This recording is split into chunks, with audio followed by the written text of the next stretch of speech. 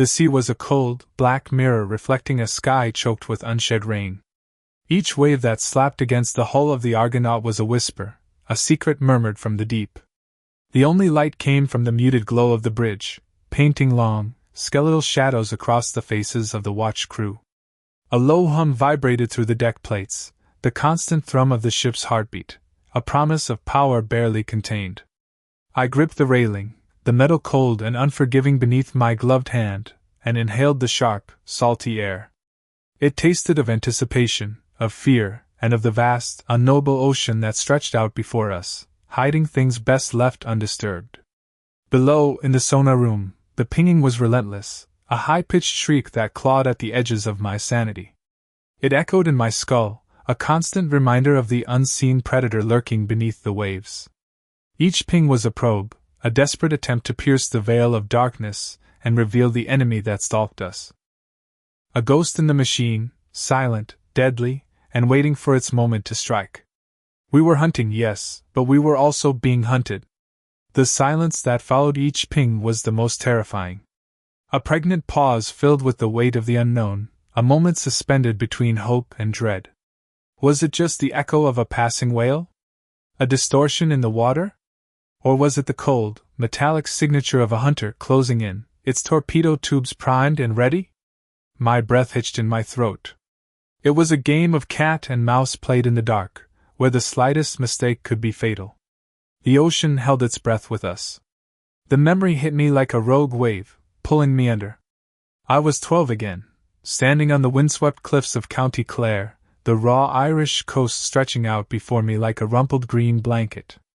My grandfather, a man carved from granite and sea salt, stood beside me, his weathered hand resting on my shoulder.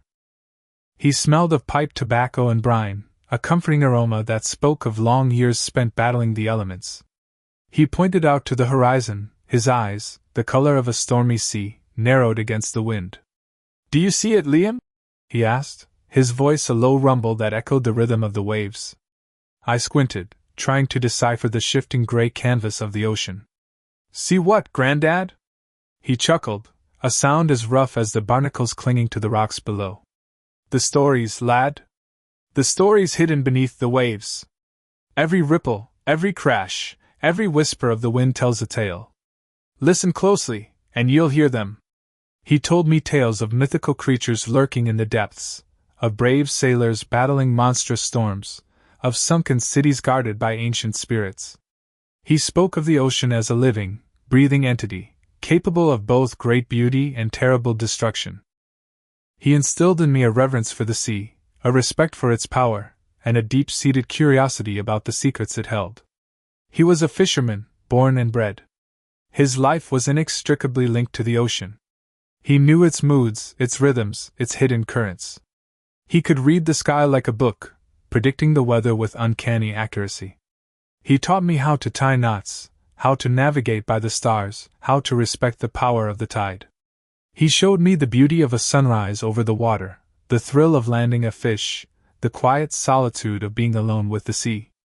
He wasn't just teaching me skills, he was passing on a legacy, a way of life.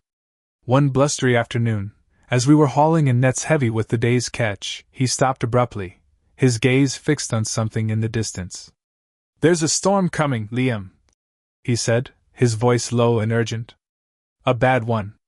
We need to head back now." I looked at the sky, still a pale, innocent blue. There was no sign of a storm. But I trusted him implicitly. He had never been wrong before. We raced back to shore, the small fishing boat struggling against the rising waves. Just as we reached the safety of the harbor, the storm hit, unleashing its fury upon the coast. The wind howled like a banshee, the rain lashed down in sheets, and the waves crashed against the rocks with terrifying force.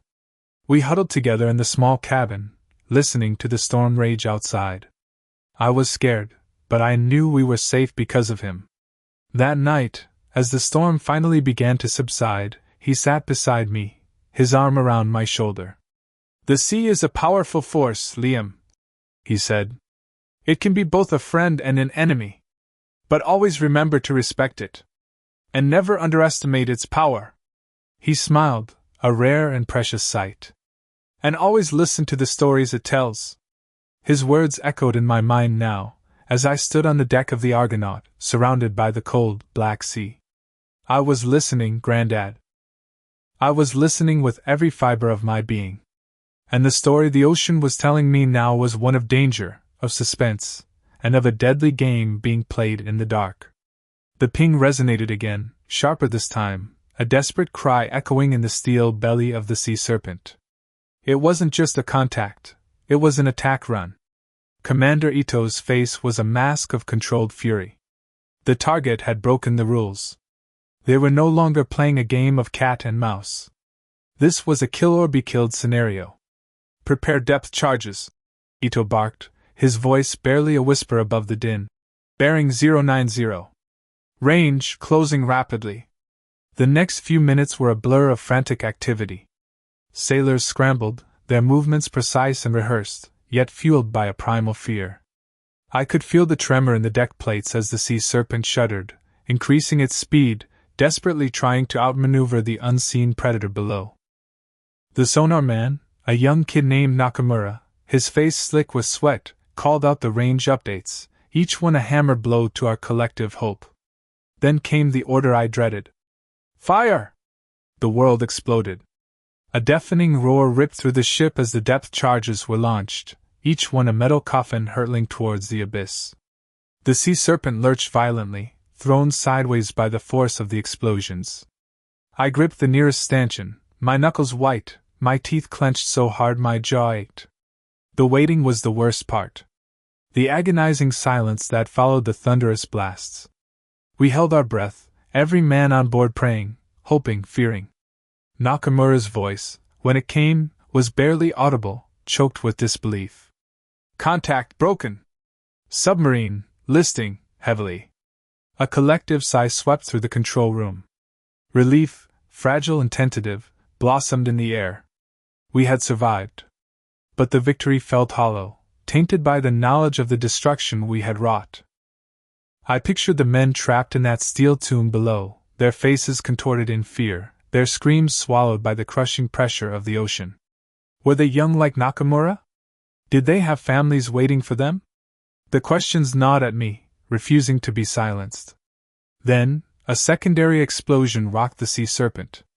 A violent shudder ran through the ship. Warning klaxons blared, their shrill cries cutting through the momentary silence. Torpedo impact! Starboard side! Damage control teams, report! Ito roared, his calm facade shattered. Panic erupted. Men screamed, stumbled, clawed their way towards safety. The lights flickered and died, plunging the control room into darkness. The ship listed sharply, throwing me against the bulkhead. The metallic tang of blood filled the air. I could hear the frantic shouts of the damage control teams, their voices laced with desperation. The sea serpent was dying. We fought for hours, battling the encroaching water, desperately trying to keep our ship afloat.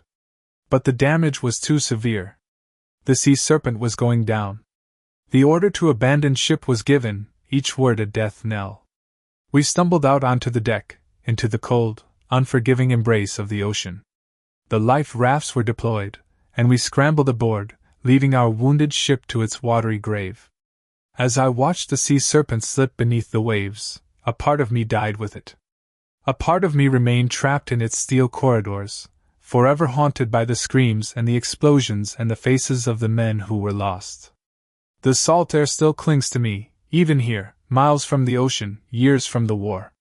It's in the rust that blooms on neglected metal, the faint sting in the back of my throat on damp days. It's a constant reminder. The nightmares are less frequent now, but they still come, unbidden and unwelcome. I see the sea serpent sinking, the faces of my crewmates contorted in fear, the cold, dark water closing in.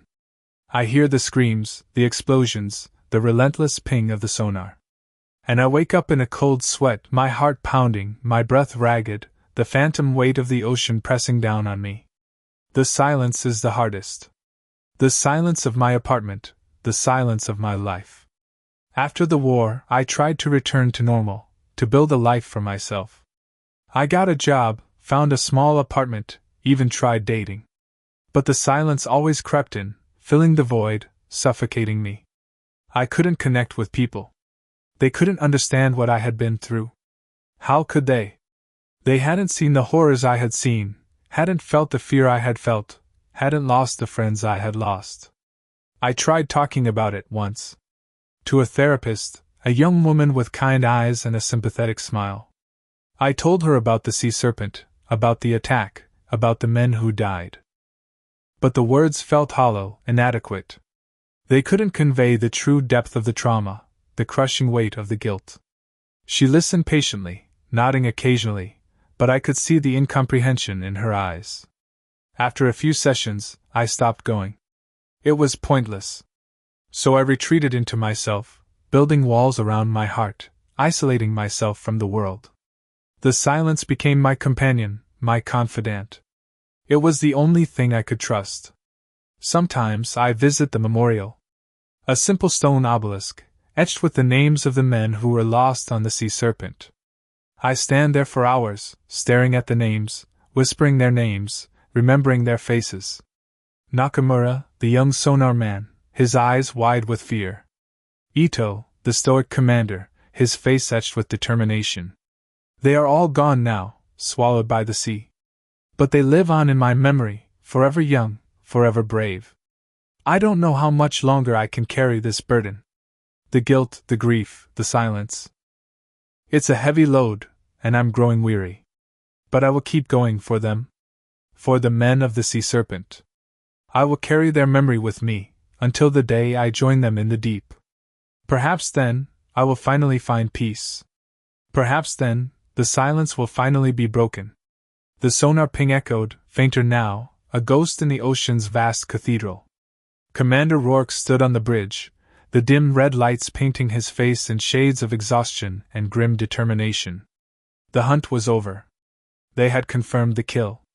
The enemy submarine, the silent shadow, was no more. But victory felt hollow. He looked out at the churning gray sea, each wave a testament to the power and indifference of nature. He knew the men below were cheering, celebrating the successful defense of their nation, their families. He should be celebrating with them. But all he felt was a profound sadness, a weight of responsibility that threatened to crush him. He thought of Captain Volkov, the man he had never met, but whose presence had haunted these past days. He imagined him now, trapped in the cold, dark tomb of his submarine, the pressure crushing him, the silence absolute. Volkov, too, had a family, a life. He was just a man, following orders, caught in the brutal machinery of war. Suddenly, a young sonar operator, barely out of his teens, approached him, his face pale. "Sir," he stammered, "we're picking up a faint signal, a distress beacon. It's coming from the wreckage." Rourke's heart leaped. "Survivors? Against all odds? Get me a visual," he ordered, his voice hoarse. The bridge crew worked feverishly, adjusting the sonar, filtering out the noise. On the main screen, a grainy image began to coalesce. It was a small escape pod, damaged but intact, clinging precariously to the mangled remains of the silent shadow. Rourke felt a surge of hope, mingled with a renewed sense of dread. This changed everything. He had a choice to make. He could leave them, let the sea claim them. The war was over, the threat neutralized. No one would know. But he couldn't. He wouldn't. "Prepare a rescue mission," he announced, his voice firm. "We're going in." The order was met with stunned silence. It was dangerous, bordering on suicidal. The area was still unstable, debris scattered everywhere. But no one questioned him. They knew deep down that it was the only thing to do. The next few hours were a blur of activity. Divers were deployed, braving the treacherous currents and the wreckage. They found the escape pod, its hatch jammed. Inside, 2 survivors, Captain Volkov and a young ensign, barely alive. The rescue was fraught with peril, but they managed to bring them aboard, their bodies limp and broken. The ship's medical team worked tirelessly, fighting to keep them alive. Rourke watched over Volkov, his face ashen, his breathing shallow. He saw not an enemy, but a fellow human being, a victim of the same senseless conflict. He remembered his own son, not much older than the ensign, and felt a wave of empathy wash over him. Volkov opened his eyes, his gaze unfocused. He looked at Rourke, his lips moving weakly. Rourke leaned closer, straining to hear him. My son!" Volkov whispered, his voice barely audible. "Tell him, I tried to come home." Rourke nodded, tears welling up in his eyes. "I will," he promised, his voice thick with emotion. "I promise." Volkov closed his eyes, a faint smile playing on his lips. He slipped away peacefully, his suffering finally over. The ensign survived. He would carry the scars of the war, both physical and emotional, but he would live. He would have a chance to rebuild his life, to find peace. As the Sea Serpent turned for home, Rourke stood on the bridge, the rising sun painting the sky in hues of gold and crimson. The war was over, but the memories would linger, a constant reminder of the cost of conflict, the fragility of life. He had won the battle, but he knew that true victory lay not in destruction, but in compassion, in understanding, in the unwavering belief in the shared humanity that bound them all, even in the face of unimaginable horror. He had hunted an enemy submarine, but in the end, he had rescued a piece of himself. The ocean, vast and indifferent, stretched before him, a symbol of both the destructive power of war and the enduring hope for peace. He breathed deeply, the salt air filling his lungs, and set a course for home, carrying the weight of his decisions and the promise of a better future. The sonar ping, silent now, echoed only in his heart.